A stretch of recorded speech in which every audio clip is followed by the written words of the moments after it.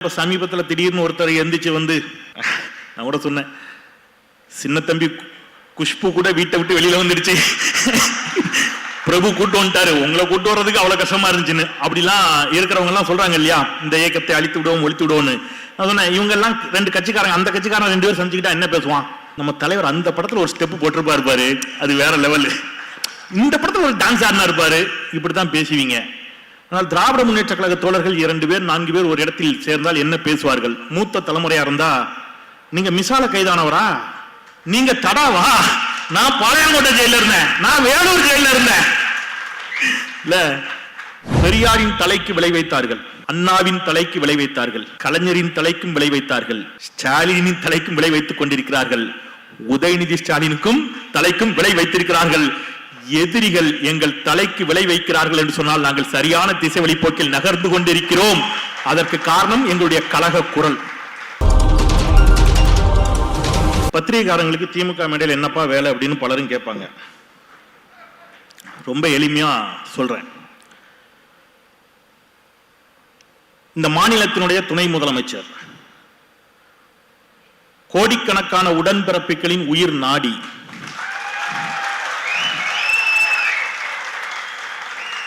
அவர் ஒரு ஓரமா சின்னதா ஒரு நாற்காலியை போட்டு உட்கார்ந்துட்டு எங்களை மேடையில வச்சு அழகு பார்க்கிறார்ல, இதுதான் சமூக நீதி இல்ல, இதுதான் திராவிட முன்னேற்ற கழகம், இதுதான் சமநீதி சமூக நீதி. இதற்காக நம்ம என்ன செய்யலாம், எந்த எல்லைக்கும் சென்று போராடலாம் அப்படிங்கிறதுக்காகத்தான் நாங்க இன்னைக்கு இந்த மேடையில உட்கார்ந்து இருக்கிறோம். ஏற்கனவே நம்முடைய மாண்புமிகு துணை முதலமைச்சர் அவர்கள் சமீபத்தில் ஒரு கூட்டத்தில் பேசும்போது சொன்னார், 2 அதிமுக காரங்க சந்திச்சுக்கிட்டாங்கன்னா என்ன பேசுவாங்க, நீங்க எந்த அணி, நீங்க ஓபிஎஸ் அணியா, நீங்க நான் செங்கோட்டை அணி, நீங்க நான் சின்னம்மா அணி, இப்படிதான் பேசிப்பாங்க. ஆனால் திமுகவினர் எப்படி பேசிக் கொள்வார்கள் அப்படின்னு பேசினார். நான் கூட இப்ப சமீபத்தில் திடீர்னு ஒருத்தர் எந்திரிச்சு வந்து நான் கூட சொன்னேன், சின்ன தம்பி குஷ்பு கூட வீட்டை விட்டு வெளியில வந்துடுச்சு, பிரபு கூட்டு வந்துட்டாரு, உங்களை கூட்டு வர்றதுக்கு அவ்வளவு கஷ்டமா இருந்துச்சுன்னு அப்படிலாம் இருக்கிறவங்க எல்லாம் சொல்றாங்க இல்லையா, இந்த இயக்கத்தை அழித்து விடுவோம் ஒழித்து விடுவோம்னு. நான் சொன்னேன், இவங்க எல்லாம் ரெண்டு கட்சிக்காரங்க, அந்த கட்சிக்காரன் 2 பேர் சந்திச்சுக்கிட்டா என்ன பேசுவான், நம்ம தலைவர் அந்த படத்துல ஒரு ஸ்டெப் போட்டிருப்பாரு பாரு, அது வேற லெவல், இந்த படத்துல ஒரு டான்ஸ் ஆடினா இருப்பாரு, இப்படித்தான் பேசுவீங்க. ஆனால் திராவிட முன்னேற்ற கழக தோழர்கள் 2 பேர் 4 பேர் ஒரு இடத்தில் சேர்ந்தால் என்ன பேசுவார்கள்? மூத்த தலைமுறையா இருந்தா, நீங்க மிசால கைதானவரா, நீங்க தடாவா, நான் பாளையங்கோட்டை ஜெயில இருந்தேன், நான் வேலூர் ஜெயில இருந்தேன். இல்ல, இப்படியான இன்னைக்கு யோசிச்சு பாருங்க, இந்த வள்ளுவர் கோட்டத்துல இந்த திருவிழாவுக்கு பெயர் அறிவு திருவிழா. ஒரு அறிவு திருவிழா என்ற பெயரில் ஒன்றை நடத்தி, புத்தக கண்காட்சியை நடத்தி, ஏராளமான இளைஞர்களை இங்கே அணி திரட்டி குத்தாட்டம் போடல, காலையில் இருந்து அறிவு அறிவு அறிவு என்று செவிக்கு செல்வத்தை ஊட்டி கொண்டிருக்கக்கூடிய ஒரே இயக்கம் திராவிட முன்னேற்ற கழக இயக்கம். மாண்புமிகு துணை முதலமைச்சர் அவர்களுக்கும் இந்த அமர்வை மிகச்சிறப்பாக தலைமை தாங்கி நடத்தி கொண்டிருக்கக்கூடிய மாண்புமிகு போக்குவரத்து துறை அமைச்சர் அன்பு தோழர் சாசி சிவசங்கர் அவர்களுக்கும், எனக்கு முன்பாக பேசிய அன்பு தோழர் மகிழன், அன்புக்குரிய தம்பி ஜீவசகாப்தன் அவர்களுக்கும், எனக்கு பிறகாக ஒரு ஆழமான உரையை நிகழ்த்தக்கூடிய எங்களுடைய துறையின் மூத்தவர் வழிகாட்டி ஐயா ஹிந்துராம் அவர்களுக்கும், வந்திருக்கக்கூடிய கலைஞரின் உயிரினும் மேலான உடன்பிறப்புகளுக்கும் என்னுடைய மாலை வணக்கத்தை சொல்லி, இந்த வள்ளுவர் கோட்டத்தில் இது நடக்கிறதுனால இதை சொல்லிட்டு போறது சரியா இருக்கும்னு நினைக்கிறேன். 1974ஆம் ஆண்டு செப்டம்பர் 18ஆம் நாள் வள்ளுவர் கோட்டத்திற்கு முத்தமிழறிஞர் டாக்டர் கலைஞர் அடிக்கல் நாட்டுகிறார். அடிக்கல் நாட்டிட்டு அவர் உடன்பிறப்புகளுக்கு கடிதம் எழுதுகிறார். நயமான தமிழ் எடுத்து நாவலரும் பேரறிவியின் பெருக்கண தமிழ் முழக்கி பேராசிரியரும் தமிழ் நிலத்தில் ஆழ உழுது அரும் பொருட்கருவூலங்களை வழங்குகின்ற பாவாணரும் சிந்துபாடும் சிற்றாறு என முத்தமிழ் காவலரும் அவர்களோடு இணைந்த காரணத்தால் நானும் அன்று ஆற்றிய உரைகள், நடைபெற்ற தொடக்க விழா நிகழ்ச்சி, கல்லிலே ஒளிகொண்டு செதுக்கி சிற்ப வேலைகளை தொடங்கிய காட்சி, அதே சமயம் நூற்றுக்கணக்கான சிற்றுளிகள் கற்களில் பரதமாடி எழுப்பிய சதங்கை நிகர்ந்த சங்கீத ஒளி, அடடா அடடா, கரும்பு தூண் நட்டு கற்கண்டு கூரை வைந்து கனிச்சாறு கொண்டு தரை நெழுகி சர்க்கரையால் கோலமிட்டது போன்றிருந்தது அந்த விழா. உடன்பிறப்பே, அன்று தொடங்கிய முயற்சிக்கு தொய்வு நேராமல் பணிகள் நடைபெறுகின்றன என்று அதையெல்லாம் சொல்லி அவ்வளவு மகிழ்ச்சி அடைந்தவர், அவ்வளவு மகிழ்ச்சியா அந்த வள்ளுவர் கோட்டத்தை கட்டி எழுப்ப வேண்டும் என்று அடிக்கல் நாட்டுகிறார். பணிகள் நிறைவடைகின்றன. இதனுடைய திறப்பு விழாவிற்கு முன்பாக திராவிட முன்னேற்ற கழகத்தினுடைய ஆட்சி கலைக்கப்படுகிறது. குடியரசுத் தலைவர் இதை திறந்து வைக்கிறார்.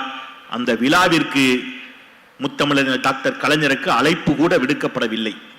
சோர்ந்து போகவில்லை கலைஞர். அவர் அதுக்கு எழுதுகிறார், திருப்பி உடன்பிறப்புகளுக்கு கடிதம் எழுதுகிறார். சரித்திரத்தில் நமக்கு கிடைக்கிற இடம் சலுகையால் பெறக்கூடியது அல்ல. எது நேர்ந்தாலும் என்ன நேர்ந்தாலும் மறை காண்கின்றேன் என்று சொன்னார். அந்த முத்தமிழ் அறிஞர் டாக்டர் கலைஞர் இன்றைக்கு வள்ளுவர் கோட்டத்தை ஏன் கட்டி எழுப்பினாரோ அதன் நோக்கம் அவருடைய பெயரனால் நிறைவேறி இருக்கிறது என்பது எனக்கு மட்டற்ற மகிழ்ச்சி. ஒரு அரங்கு ஏன் இதெல்லாம் பின்னாடி இத்தனை தலைமுறை கழிச்சு ஒரு அறிவு திருவிழா அங்க நடக்கணும்னு அவர் எதிர்பார்த்திருப்பார், ஆசைப்பட்டிருப்பார்ல, அது இங்கே நடந்து கொண்டிருக்கிறது. மேடைகளில் திராவிட முன்னேற்ற கழகம் என்னவெல்லாம் கழகம் செய்தது அப்படிங்கிறது எனக்கு கொடுக்கப்பட்டிருக்கக்கூடிய தலைப்பு. என்னவெல்லாம் கழகம் செய்தார்கள் என்று நான் பட்டியலிட்டால் அதுவே ஒரு பெரிய கழகம் ஆயிடும். இன்னும் 4 மாதத்துல தேர்தல். நான் ஒரு 2 நாட்களாக இதற்காக ஏராளமான புத்தகங்களை வச்சு புரட்டி படிச்சுட்டு இருந்தேன். ஏராளமான புத்தகங்களை. தற்செயலா அன்பு தங்கை மதிவேதனையும் நானும் உரையாடினோம். இந்த மாதிரி இவ்வளவு புத்தகத்தை வச்சுட்டு இதெல்லாம் குறிப்பெடுத்துட்டு இருக்க வேண்டியிருக்கு அப்படின்னு. இன்றைக்கு தங்கை வீட்டுக்கு போனேன். நான் ஒரு 15-20 புத்தகத்தை வச்சுட்டு உட்கார்ந்து தங்கச்சி ஒரு 45 புத்தகத்தை பரப்பி போட்டு உட்கார்ந்துருக்குது. ஏன்னா ஏனோ தானோ என்று பேசுவதற்கு இது ஏதோ ஒரு மேடை அல்ல, அறிவார்ந்த திராவிட முன்னேற்ற கழக தோழர்களும் தொண்டர்களும் நிறைந்த மேடை. நம்ம குறிப்புகளோட பேசணும். இப்ப கழகம் என்னவெல்லாம் செய்திருக்கிறது. எனக்கு முன்பாக பேசிய அன்பு தம்பி சொன்னார் இல்லையா, மேடையில் அண்ணன் இமயம் அதை அடிக்கடி சொல்லுவார். பல மேடைகள்ல நீயான அண்ணன் இமயம் அதை பேசினாங்க. மேடைகளில் பேச்சை விட்டுருங்க, பேச்சின் மூலம் ஏற்படுத்திய கழகத்தை விடுங்கள். பரஸ்பரம் மேடையில் ஒருவருக்கு ஒருவர் துண்டு போடுறாங்கல்ல, அதுவே தமிழ்நாட்டில் மிகப்பெரிய ஒரு கழகமாகத்தான் அன்றைக்கு பார்க்கப்பட்டது. ஏன்னா தோல்ல துண்டு போடக்கூடாது, அப்ப நான் போடுவேன். மேடையில சமமாக உட்காரக்கூடாது, நாங்க உட்கார வைப்போம் இல்லையா. நமஸ்காரத்திற்கு பதிலாக வணக்கம், இப்படி ஆரம்பித்த அந்த மேடைகள் நான் அண்ணாவில இருந்து ஆரம்பிச்சு கலைஞருக்கு வந்தா சால பொருத்தமாக இருக்கும். மேடைகளை விடுங்க, நீங்க நாடாளுமன்றத்தில் அண்ணா மாநிலங்களவைக்கு சென்ற பொழுது அவர் உரையாற்றுகிறார். அண்ணாவிற்கு சொல்லிட்டு நான் கலைஞருக்கு வந்துடுறேன்.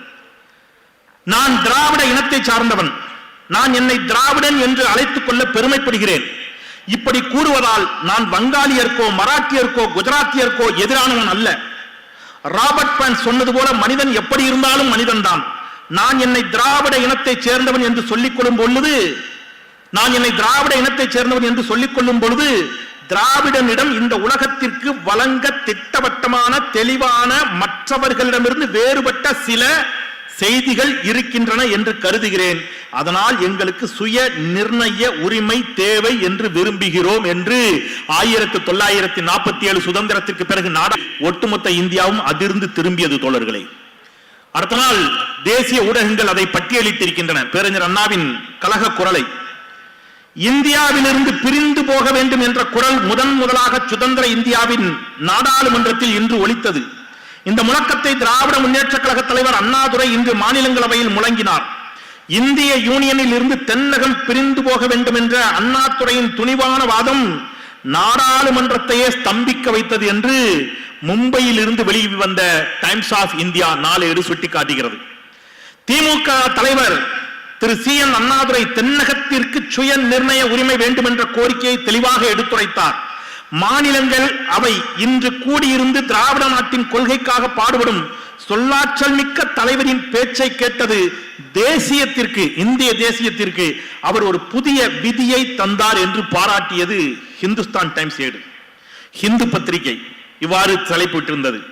கொள்கையிலே கொண்ட உண்மை பிடிப்பாலும் தனது சக்தி வாய்ந்த பேச்சு திறமையாலும் அண்ணாதுரை சந்தேகமின்றி ராஜ்யசபாவை கவர்ந்து விட்டார் என்று தேசிய ஊடகங்கள் பாராட்டு மலையை பொழிந்தார்கள்.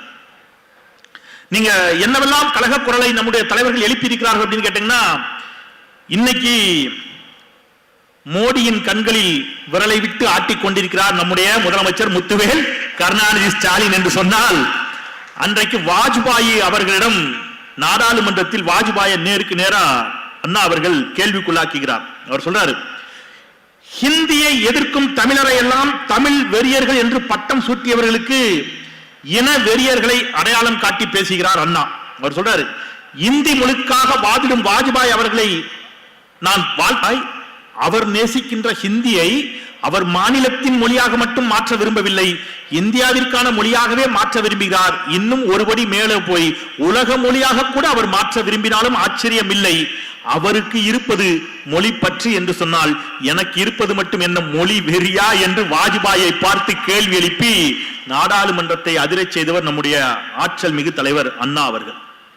ஒரு கட்டத்தில் அவர் பேசுறாரு, நீங்க நான் மாநில சுயநிர்ணய உரிமையை கேட்கிறேன், நான் ஹிந்தியை எதிர்ப்ப பேசுறேன், இதெல்லாம் உங்களுக்கு பிடிக்கல, எரிச்சலா இருக்கு, இரிட்டேட்டா இருக்குன்னு எனக்கு தெரியும். உங்களுடைய அனுமதியுடன் நான் என்னிடம் ஒரே ஒரு வினாவை எழுப்பட்டுமா? இந்த அவையில் தனித்து நின்று கொண்டு உங்களுக்கெல்லாம் விருப்பமில்லாத ஒன்றை பேசுவதால் நான் என்ன நன்மையை பெறப்போகிறேன்? ரொம்ப முக்கியமான வாதம் இது அண்ணா பேசியதுல. இன்று வரைக்கும் அது எவ்வளவு பொருத்தமா இருக்குது, நம்ம தலைவர்கள் எவ்வளவு தீர்க்க தரிசிகள் அப்படிங்கிறதுக்கு நான் உதாரணத்தை சொல்றேன். உங்களுக்கெல்லாம் விருப்பமில்லாத ஒன்றை நான் பேசுவதால் என்ன நன்மையை பெறப்போகிறேன்? உங்களுக்கு கசப்புணர்வை உண்டாக்கும் அந்த பேச்சை நான் விட்டுவிட்டால் நீங்கள் ஒவ்வொருவரும் என்னை உங்கள் இதயத்தில் இருத்திக் கொள்வீர்கள் என்பது எனக்கு நன்றாக தெரியும். இருந்தும் நான் ஏன் அது பற்றி பேச வேண்டும்?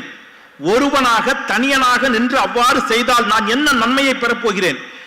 நான் அதன் புதுமை கருதி மட்டும் அதனை வலியுறுத்துகிறேன் என்று அருள் கூர்ந்து எண்ணி விடாதீர்கள். நாங்கள் இந்தியாவின் ஒரு பகுதியாக தொடர்வோமே ஆனால், நாங்கள் ஒன்றுபட்ட இந்தியாவின் ஒரு பகுதியாக தொடர்வோமே ஆனால், இந்திய கூட்டாட்சியின் ஓர் ஒருங்கிணைந்த அங்கமாக தொடர்வோமே என்று சொன்னால் மொழி அடிப்படையில் ஓர் ஏகாதிபத்தியம் உருவாகும்.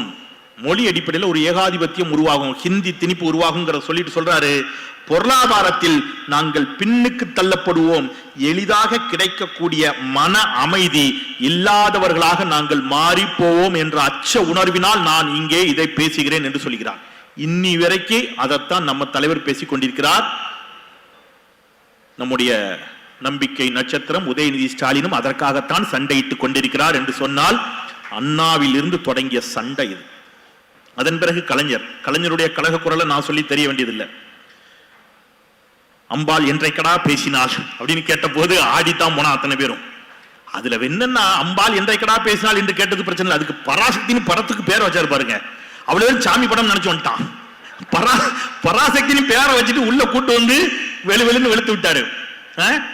நீங்க கோயில் கூடாது என்று சொல்லவில்லை, கோவில் கொடியவர்களின் கூடாரம் ஆகிவிடக் கூடாது என்று சொன்னேன் வரைக்கும் நமக்கு எல்லாருக்கும் தெரியும். அந்த படத்துல ஒரு காட்சி வரும், கல்யாணியை கஞ்சிக்கு இல்லாமல் அலையவிட்டது யார் குற்றம் பார்த்திருப்பீங்க. அந்த கல்யாணி நீதிமன்ற கூண்டில் நிற்பாள், நீதிபதி பேசுவார். எவ்வளவு ஆழமான, நான் ஃபில்டர் பண்ணி சொல்றதே இப்படி இருக்கு, ஃபுல்லா சொன்னா வேறையா இருக்கும். கல்யாணி கூண்டில் நிற்கும் போது கல்யாணி தன்னுடைய குழந்தைய கொன்றுவான். ஏன்னா பட்டினி, பசி பஞ்சம் பட்டினி, குழந்தைய கொன்றுவான். நீதிபதி கேட்பார், இந்த குழந்தை உன்னுடைய குழந்தை தானா? ஆம். நீதான் கொன்றாயா? ஆம். இந்த குழந்தையின் தந்தை யார்? அமைதியா இருப்பா. தந்தை யார் என்று தெரியாதா? சொல்ல மாட்டேன். இப்படியே போகும்.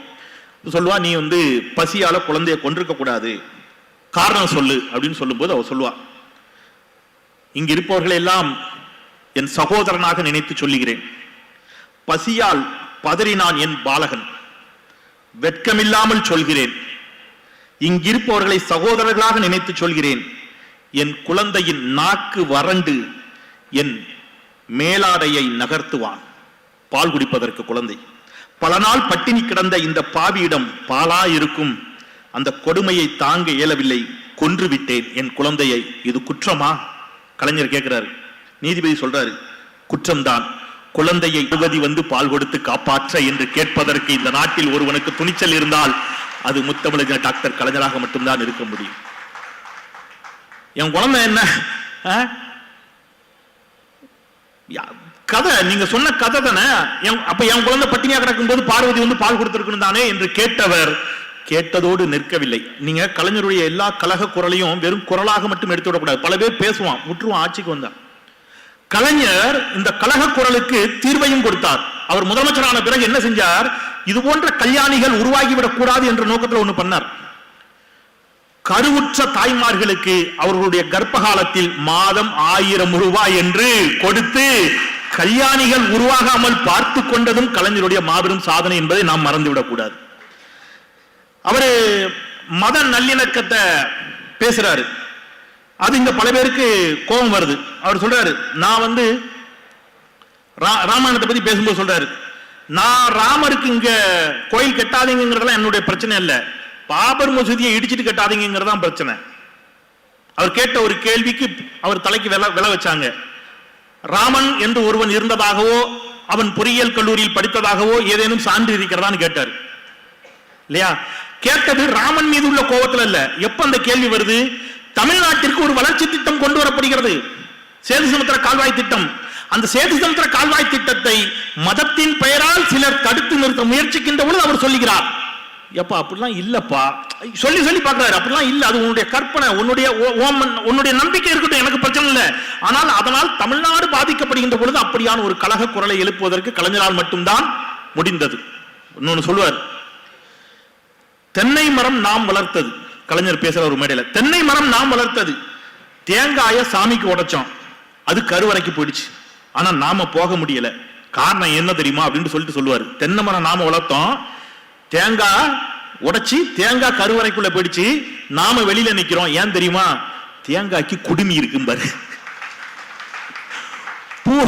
பூ நாம பூச்செடியை நாம் வளர்க்கிறோம், அந்த பூச்செடி பூமாலையாக மாறி இறைவனிடம் சென்று சேர்கிறது. அந்த பூச்செடியை வளர்த்த நம்மளால போக முடியல. காரணம் என்ன தெரியுமா? அந்த பூக்களை இணைப்பதற்கு நூல் இருக்கிறது, நம்மிடம் நூல் இல்லை. அப்ப சரி, இதை சொன்னார, இதோட சொன்னதோட விட்டார, இது ஒரு கலக குரல். ஆனா இதை நிப்பாட்டல. அப்ப எல்லாரும் உள்ள போறதுக்கு என்னங்க செய்யணும்? என்ன செய்யறது?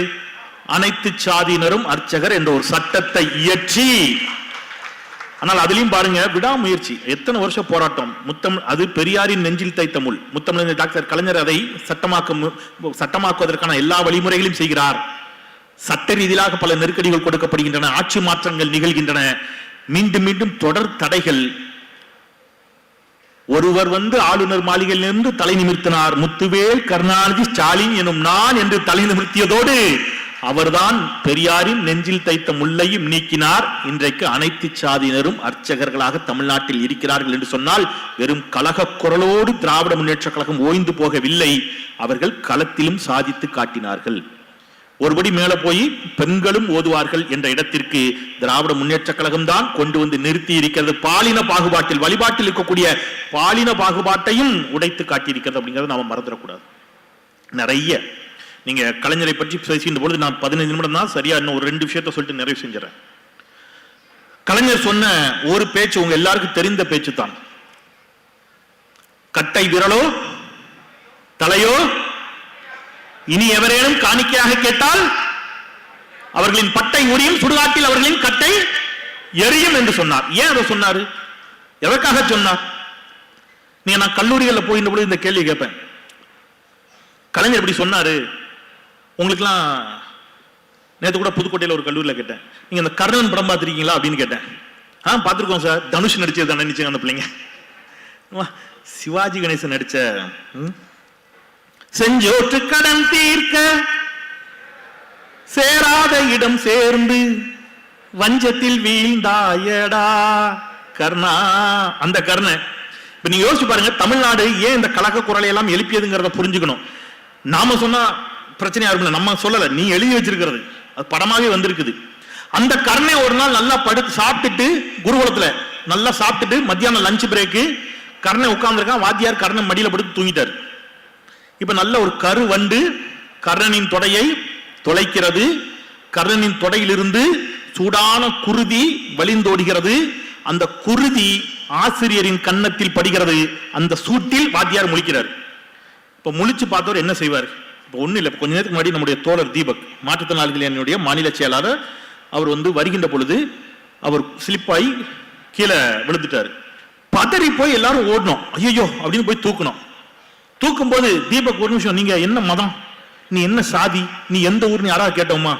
அதான் வள்ளுவன் சொல்றான், உடுக்கை இழந்தவன் கை போல்ங்கிறான். ஓடி போய் எல்லோரும் சேர்ந்து தூக்கணும், அப்படித்தான் செய்வோம். ஆனா அந்த வாத்தியாரு ஒண்ணு கேட்டார். என்ன கேட்டார் தெரியுமா? கர்ணனை பார்த்து, உண்மையை சொல், நீ பிராமணனா? கர்ணனுக்கு தான் யாருன்னு தெரியாது. அம்மா பிறந்தவன ஆத்துல விட்டா. அவன் சொல்றான், அப்பா எனக்கு யாருன்னு தெரியாதுயா, நீ பிராமணன் இல்ல, எப்படி கண்டுபிடிச்ச? ஒரு பிராமணனால் இவ்வளவு வலியை தாங்கிட்டு இருக்க முடியாது. சரி, அதனால என்ன? பிராமணர்கள் மட்டும்தான் கல்வி கற்க வேண்டும், நீ பிராமணன் இல்ல, நீ கல்வி கற்றது தவறு. சரி, படிச்சுட்டேன், இப்ப என்ன பிரச்சனை என்று சொன்ன போது, படித்தாலும் உன்னுடைய கல்வி உன்னிடமிருந்து பறிக்கப்படும். எப்படி பறிப்ப? நான் ஒரு சாபம் கொடுக்கிறேன். என்னன்னு? நீ கற்ற வித்தை எல்லாம் உனக்கு மறந்து போகட்டும் என்று சபிக்கிறார். கர்ணனிடம் இருந்த கல்வி அவன் பிராமணன் இல்லை என்ற ஒற்றை காரணத்திற்காக பறிக்கப்பட்டது. அதேதான் ஏகலைவனுடைய கட்டை விரல் அவன் சூத்திரன் என்பதால் காவு வாங்கப்பட்டது. அப்பொழுதுதான் தமிழ்நாட்டில் கலைஞர் சொன்னார், கட்டை விரலோ தலையோ இனி எவரேனும் காவு கேட்டால் அவர்களின் பட்டை உரியும், சுடுகாட்டில் அவர்களின் கட்டை எரியும் என்று சொன்னதோடு நிற்கல. எல்லோருக்கும் கல்வியை கொண்டு போய் சேர்ப்பதற்கு அவர் கட்டி எழுப்பிய கல்வி நிலையங்களும் கல்லூரிகளும் ஏராளம் ஏராளம் ஏராளம். அதனுடைய விளைவு, அதனுடைய நீட்சி, நீங்க இன்னைக்கு காலையில் அந்த நாடகம் போடும்போது கூட பண்ணாங்க.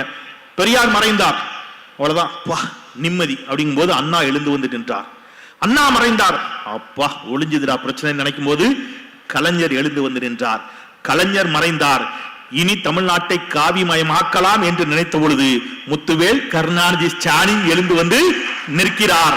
முத்துவேல் கருணாநிதி ஸ்டாலின் மட்டும்தானே எப்படியாவது சமாளிச்சாலும் நினைக்கும் போது இந்த நானும் வண்டி எடுத்து வரேன் உதயநிதி ஸ்டாலின் கிளம்பி வந்துட்டாரு. சில இயக்கங்களுடைய வரலாறு அப்படிங்கிறது காலில் விழுவது, காலை வாரி விடுவது. இது இந்த ரெண்டு தான் ஒரு வேர்ல முடிச்சிடலாம். ஹைக்கூ கவிதை மாதிரி.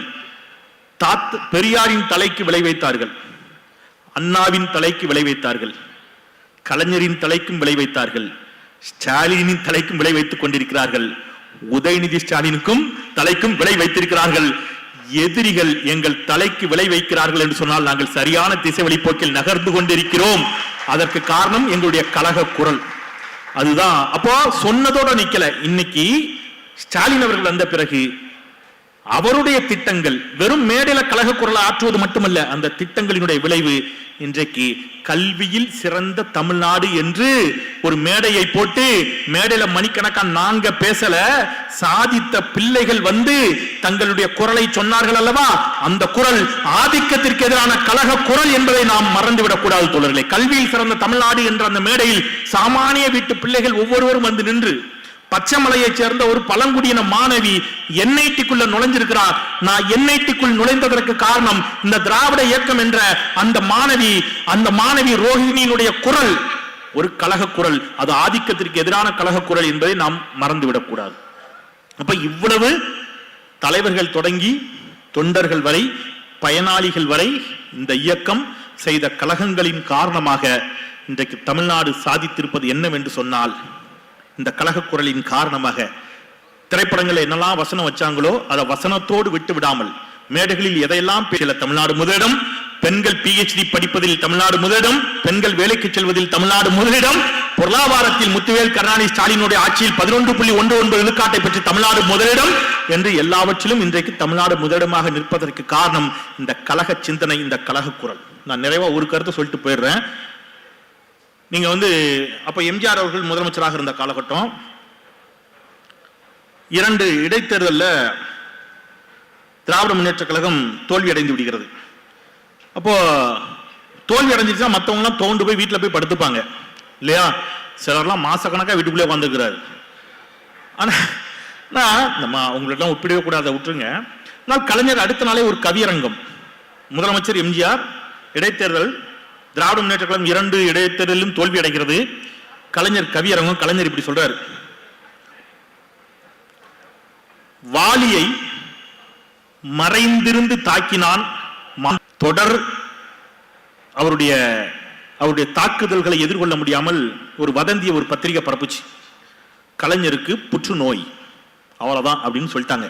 இப்ப நம்ம எல்லாம் என்ன செய்வோம், கோவப்படுவோம், என்னடா எனக்கு புற்றுநோய்னு கிளப்பிட்டீங்கன்னு. கலைஞர் சொல்றாரு, எனக்கு புற்றுநோய் வந்துவிட்டதாக ஒரு தமிழ் பத்திரிகை செய்தி வெளியிட்டுள்ளது, நான் புற்றுநோயால் அவதிப்படவில்லை.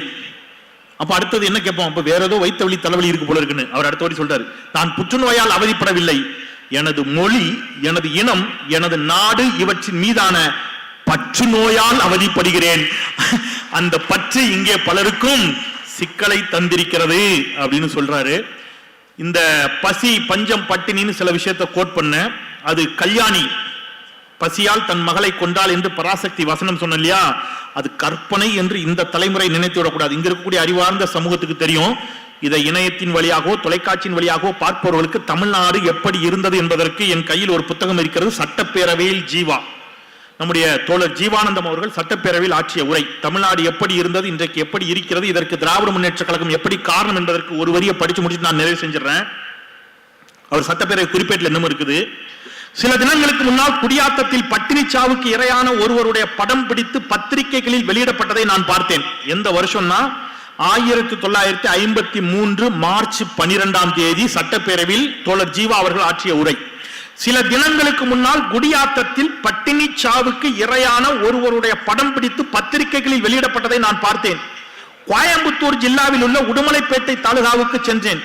கொங்கலக்குறிச்சி என்ற ஊரில் 22 வயதுள்ள ஒரு பெண் பட்டினியால் செத்து அதே இடத்தில் கிடந்து அழுகி நாற்றம் எடுத்து காகமும் கழுகும் தின்று கைகால்கள் எல்லாம் பக்கத்தில் எரியப்பட்டு வெறும் எலும்பு கூடாக போனால் என்ற செய்தியை அறிந்தேன். சர்க்கார் தரப்பில் உள்ளவர்களை கேட்கிறேன், சாதாரணமாக சர்க்காருடைய கருத்து என்ன என்று. பட்டினியால் இந்த ராஜ்யத்தில் ஒருவர் கூட சாகவில்லை என்று சொல்லுகிறார்கள். பயங்கரமான பஞ்சம் இத்துணை தூரம் பரவியும் கூட ராஜாஜி சர்க்கார் நடத்தும் ராஜ்யம் ஒருவர் கூட சாகாமல் இருக்கக்கூடிய ராஜ்யம் என்றும் இது ஒரு தெய்வீக ராஜ்யம் என்றும் கூறுகிறார்கள் என்று அவர் இன்னும் நிறைய இருக்கு. இது எதற்காக வாசிச்சேன் அப்படின்னா, திமுக காரங்க ஏதோ இந்த நாட்டில் பசியும் பஞ்சமும் பட்டினியும் இருந்தது, எனவே அண்ணா வந்தார், அவர் கழக குரலை எழுப்பினார், 3 படி லட்சியம் 1 படி நிச்சயம் என்று சொன்னார். அவருடைய லட்சியத்தை நிச்சயமாக்கி காட்டினார் முத்தமிழறிஞர் டாக்டர் கலைஞர். அதனால் தான் இன்றைக்கு தமிழ்நாடு பசி பஞ்சம் பட்டினி இல்லாத மாநிலமாக இருக்கிறது என்று நாம் சொன்னால் அதை நம்ப மறுப்பார்கள். எனவே நான் தோழர் ஜீவா அவர்கள் ஆட்சிய உரையிலிருந்து தரவுகளையும் ஆதாரங்களையும் கொடுத்திருக்கிறேன். தமிழ்நாடு 1950களிலும் 53களிலும் பட்டினியால் பஞ்சத்தால் மரணம் நிகழ்ந்த ஒரு மாநிலமாகத்தான் இருந்தது. இன்றைக்கு பசி பஞ்சம் பட்டினியை போக்கிக் கொள்வதற்கு அப்பாவி வட இந்திய தோழர்கள், அவரும் நம்முடைய சகோதரர்கள், அவருடைய நம்முடைய தோழர்கள் தான். ஆனால் அங்கே பெரியார் இல்லாமல் போனதால், அண்ணா இல்லாமல் போனதால், கலைஞர் இல்லாமல் போனதால் அவர்கள் இன்றைக்கு அவருடைய வாழ்வாதாரத்திற்காக தமிழ்நாடு தேடி வரக்கூடிய ஒரு நிலைக்கு தமிழ்நாடு உயர்ந்திருப்பதற்கு காரணம் இந்த இயக்கம் திராவிட முன்னேற்ற கழகம். அதனுடைய கழக சிந்தனை, அதனுடைய புரட்சி சிந்தனை, அது மேடைகளில் மட்டுமல்ல அது செயல்பாட்டிலும் இருந்த காரணத்தினால் இந்த வெற்றி சாத்தியப்பட்டது என்று சொல்லி, நல்ல வாய்ப்பிற்கு அவையின் தலைமையிற்கு என்னுடைய நன்றியையும், மாண்புமிகு முதலமைச்சருக்கு என்னுடைய நன்றியையும், மாண்புமிகு துணை முதலமைச்சருக்கு என்னுடைய நன்றியையும், செவி கொடுத்த உங்களுக்கு என்னுடைய நன்றியும் சொல்லி விடைபெறுகின்றேன். நன்றி, வணக்கம்.